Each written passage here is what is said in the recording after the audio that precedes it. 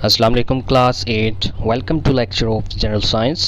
Students, हमारा last lecture है chapter number 2 का inheritable and non inheritable characteristics के ऊपर, और इसमें आपने करेक्टरिस्टिक्स के बारे में स्टडी करना है।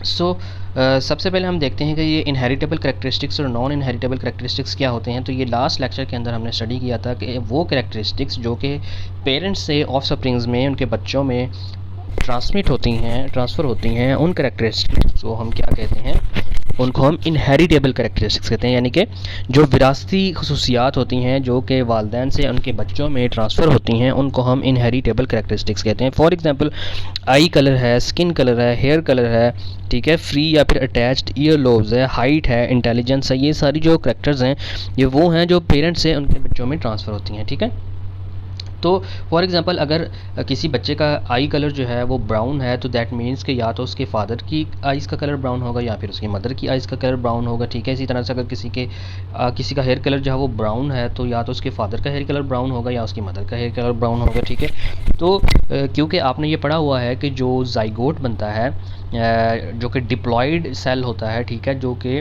किससे मिलकर बनता है, मेल और फीमेल गैमीट सेल्स की फ्यूजन से मिलकर बनता है। ठीक है, तो उसमें हाफ़ क्रोमोसोम जो है वो फादर से आते हैं, हाफ़ जो है वो मदर से आते हैं। तो इसलिए जितनी करैक्टरिस्टिक्स होती हैं हमारी बॉडी के अंदर, वो या तो आपके फादर से या मदर से, ठीक है, तो इस तरह से वो दोनों तरफ से जो वो आ सकती हैं। ये सारी करैक्टरिस्टिक्स जो हैं जो पेरेंट्स से बच्चों में आती हैं, उनको हम इनहेरिटेबल करैक्टरिस्टिक्स कहते हैं। ठीक है, और इसकी कुछ एग्जांपल्स भी इधर आपने देख ली।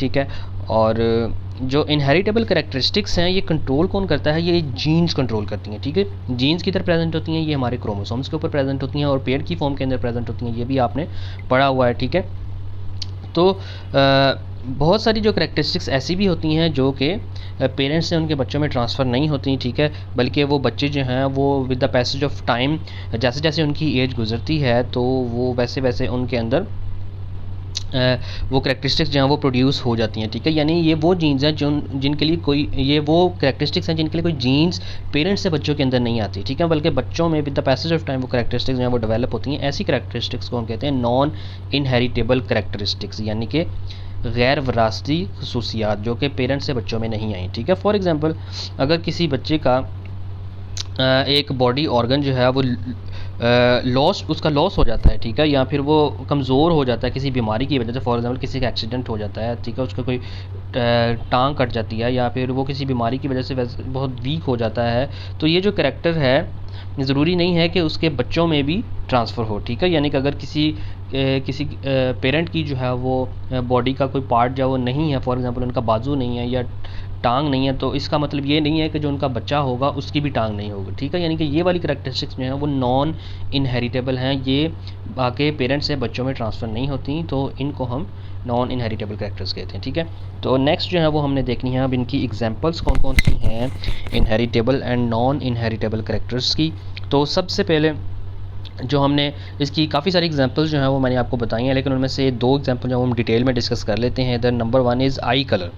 अब जो हमारी आइज़ का कलर होता है वो कंट्रोल करती हैं जीन्स का एक पेयर जो है ना, वो कंट्रोल करता है हर ऑर्गेनिज्म के अंदर। ठीक है, ऐसी कैरेक्टर्स जो जीन्स कंट्रोल कर रही होती हैं, चूँकि वो ट्रांसफरेबल होती हैं, तो इसलिए हम उनको इनहेरिटेबल कैरेक्टर्स कहते हैं। ठीक है, इसी तरह से जो आई कलर है वो भी इनहेरिटेबल कैरेक्टर है और इसको एक पेयर ऑफ जीन जो है वो कंट्रोल कर रही होती है। ठीक है, अब ये जीन्स जो हैं ये आपको बताया कि ये क्या हैं, ये क्रोमोसोम्स के ऊपर प्रेजेंट होती हैं। ठीक है, और ये हमारी बॉडी के अंदर हमारी जो करैक्टरिस्टिक्स हैं जो कि पेरेंट्स से उनके बच्चों में आनी होती हैं, वो इन जीन्स के थ्रू ट्रांसफ़र होती हैं। ठीक है, तो अब ये जो जीन्स हैं, ये अगर हम आई कलर की बात करें तो जीन्स जो है ये एक ब्राउन पिगमेंट होता है हमारी आइज़ के अंदर। ठीक है, जो किधर होता है, आइरिस एक स्ट्रक्चर होता है हमारी आइज़ के अंदर। ठीक है, तो उस स्ट्रक्चर के अंदर ये ब्राउन पिगमेंट पाया जाता है। ठीक है, तो ये जो ब्राउन पिगमेंट है ये क्या करवाता है, ये हमारी आइज़ का जो कलर होता है उसको ब्राउन करवा देता है। ठीक है, तो इस कलर को, इस ब्राउन पिगमेंट को,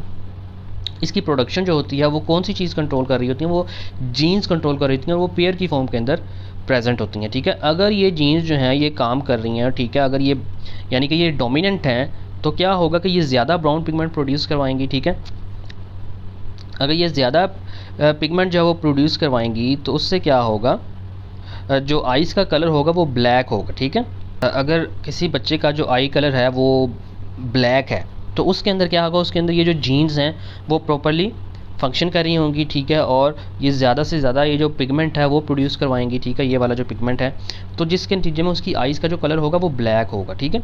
अगर वो जीन्स जो हैं उनमें से एक जीन जो है वो यानी कि रिसेसिव है, ठीक है, तो उससे क्या होगा, रिसेसिव का मतलब है कि वो उस तरह से फंक्शनल नहीं है, तो क्या होगा कि उससे वो जो पिगमेंट है उसकी प्रोडक्शन कम होगी, लेस पिगमेंट जो है वो प्रोड्यूस होगा, जिसकी वजह से आइज़ का जो कलर है वो ब्लैक होने की बजाय लाइट ब्राउन हो जाएगा, ठीक है।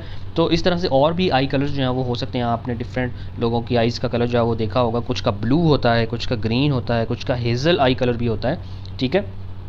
तो ये सारे जो आई कलर्स हैं ये किस तरह से डेवलप होते हैं, ये उस ब्राउन पिगमेंट की डिफरेंट अमाउंट्स के अंदर जो प्रोडक्शन होती है, यानी किसी के अंदर वो ब्राउन पिगमेंट या लेट से 100% जो वो प्रोड्यूस हो रहा है, ठीक है, तो उसमें उसकी आइज़ का कलर ब्लैक होगा। अगर किसी में 80% या 70% प्रोड्यूस हो रहा है तो उसका आइज़ का कलर लाइट ब्राउन होगा। अगर किसी के अंदर 50% प्रोड्यूस हो रहा है तो वो उसका आइज़ का कलर ब्लू हो जाएगा।